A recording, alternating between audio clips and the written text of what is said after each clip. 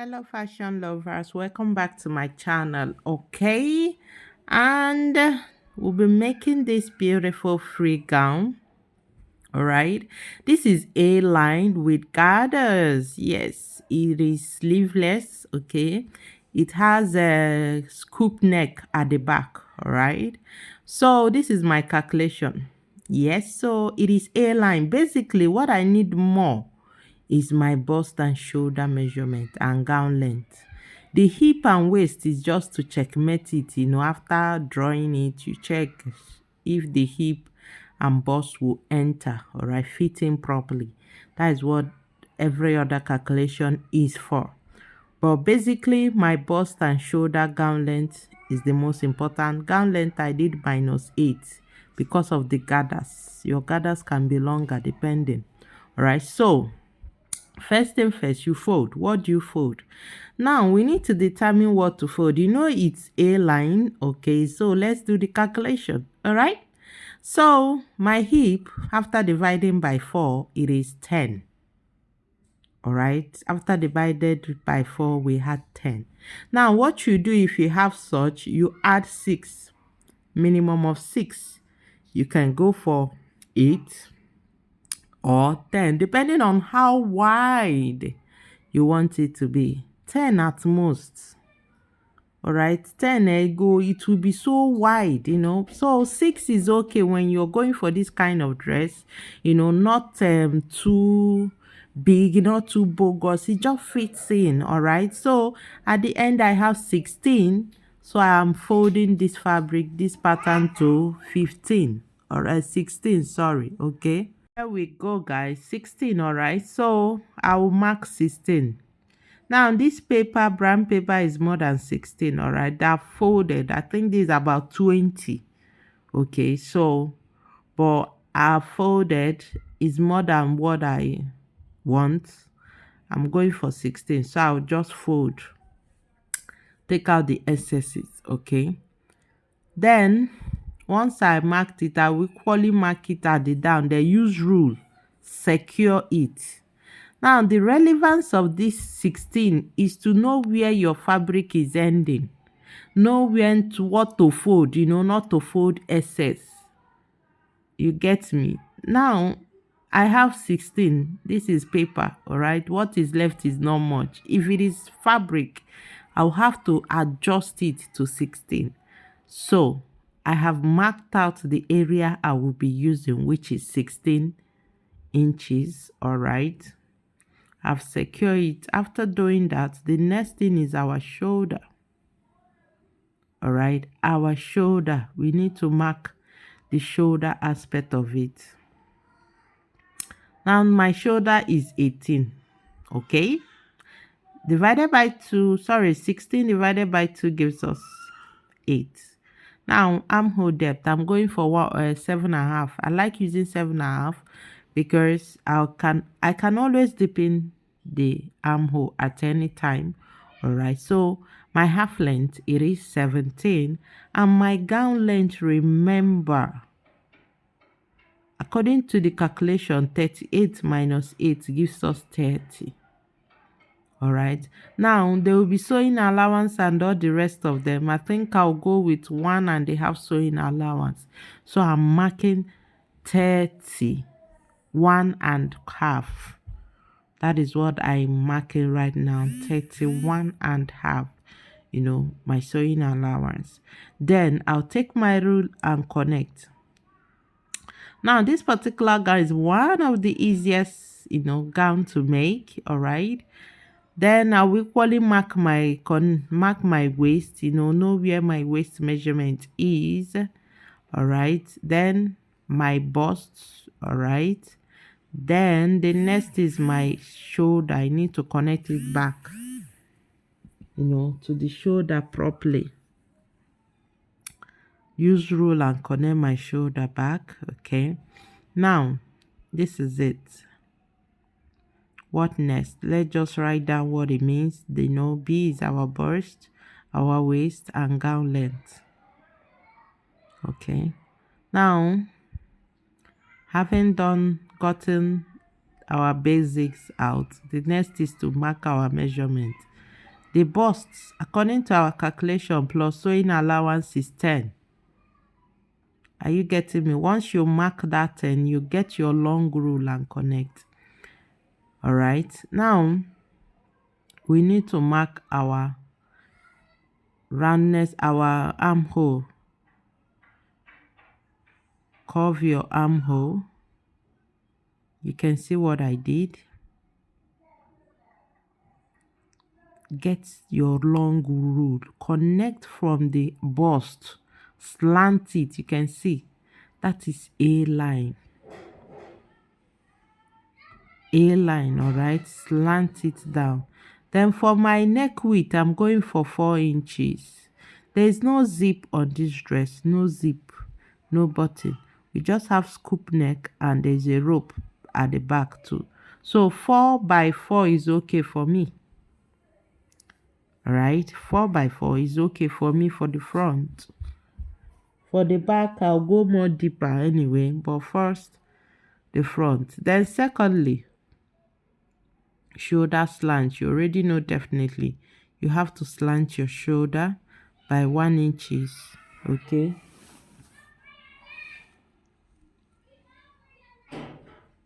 that is my shoulder slant. All right, after slanting your shoulder,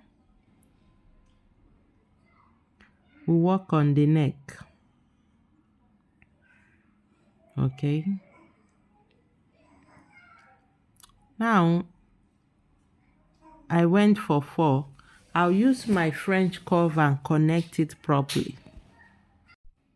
So having curved my neck, okay, remember what I did for my neck is 4 inches width, 4 inches depth. Then for the down, it cannot be this sharp.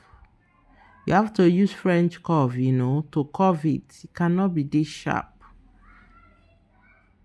Good. Better. That is how it should be, all right? That is how it should be. Then that is for our front, okay?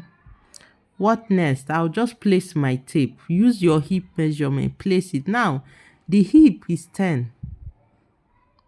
You can see there is enough excess. That means my hip waist, everything entered. And the freeness, you are seeing it is not much because it's not meant to be excess, you know, too bogus. Now, having this, I'll just pin before cutting. I will need this to trace my back.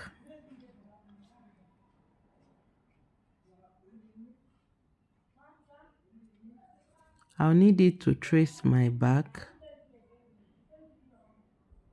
Now, my armhole, I want to reduce it a little bit because it's a sleeveless dress. I don't want it, you know, too off the shoulder. So I'm reducing it by 1 inches. Okay, that is what I did on the armhole. I connected it from the armhole, you know, reduced it, the shoulder by 1 inches. Then I'm cutting. Okay, so this is how you cut yours. Now this dress can be finished with facing. 1.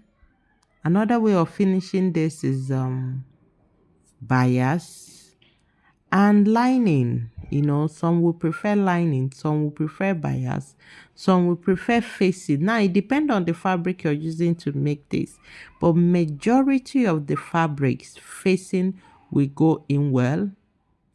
But if you're using something like light chiffon, lining can equally go, and bias will go, facing will go, lining will go, whichever one. If you're using thick fabric, it's better you use fabrics that has weight. It's better you use facing, okay, or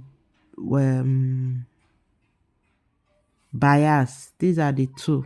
Okay, so what I'm doing now is cutting the back of this dress. You get me? I just placed it. I'm tracing the back out. There's no zip, so I will not make zip allowance. I will not make provision for zip allowance. Remember that. So I'm just tracing it to mark my back. All right, now I'll trace it, but I'll not mark the neck width part, the neck part. The neckline part will just be there. Okay, I'll cut the remaining.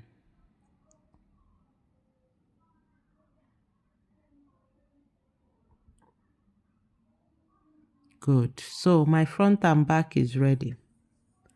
Okay, while my front and back is ready, the neck of this dress, it is scoop neckline. That is what we have at the back, and there is rope, all right, at the back. Now I need to bring in the picture of the back so you see what we are cutting. This is the back. You see how it looks? Yes, this is the neckline on this back is called scoop. Okay, now it's more like a deep U. Some call it U neckline, whichever one you call it. Okay, that is what we have at the back here, and you can see there's no zip, no button, just the rope at the back, you know. So let's go for the cutting. Remember, we have 4 inches as our neck width. Now I use the marker to, you know, mark that point where my neck width started, a bit stopped, you know, so I don't make a mistake. It has to be the same with the front. Okay, so having done that, I've indicated where, you know, to start my neckline marking from. The next is my depth. The depth of this scoop can be any. It can be 10, can be 8, it can be 12. You know, you can even have it as an open back, you know, a pattern, a way of opening your back more deeper. It can be 15, but it should not get to the point the buttocks will be showing anyway. So, but for right now, I'm going for 10 in length and 4 in width. So I'll just connect it straight, you know, give it that block form to enable me curve it perfectly well. Okay, good. So that is it. What next? My French curve. I need to curve it and cut. Give it that U effect, you know, we all know the way we write U. Give it that U effect, then you can cut.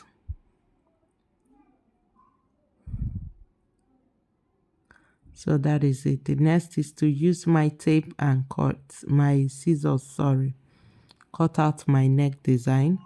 Now this particular neck, on the one on the design, on the picture itself, they did bias finishing on it. Bias finishing was done on it. Okay, so like I said earlier, you can go for facing, you can go for bias, depending on the fabric, okay, and what you want. So I'm cutting the neckline. Our scoop is out, is ready. So basically this is it. Just join the shoulder, finish the neckline and the armhole, join both sides, all right, then add your gathers. Now these gathers are the down part of it, can be pleats. If you decide yours to be pleat, it can be pleat, can equally be gathers, all right. So this is how it will look.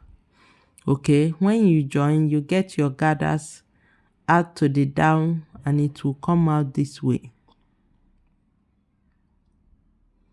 All right, so this is how it will look.